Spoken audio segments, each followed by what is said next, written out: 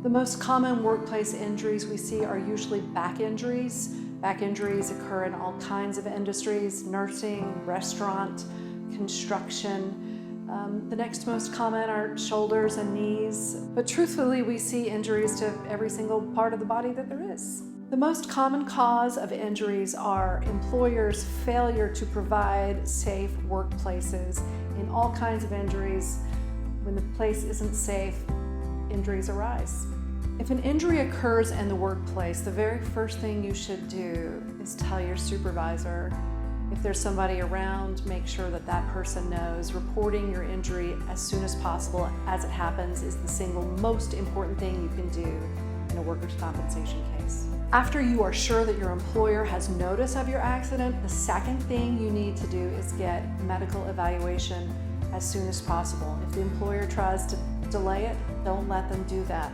If they don't want to send you to a doctor, go to your own doctor, but you need to be seen as soon as possible. After you have reported the injury to your employer and received medical treatment, the next thing you need to do is call someone for advice. It doesn't matter if you hire that person, but you need to call a lawyer experienced in workers' compensation as soon as possible so that you understand your rights and what you need to do. Workers' compensation offers certain specific benefits. You get paid while you're out of work. Your compensation rate is generally 2/3 of your average weekly wage. You get all medical treatment necessary to effect a cure and limit the period of disability. And finally, when your case is over, you get compensation for your permanent partial disability. That is, assuming you are able to return to work. Our firm is different from other firms because we are smaller. We have the small town touch to talk to you directly, talk to you in a way that you can understand.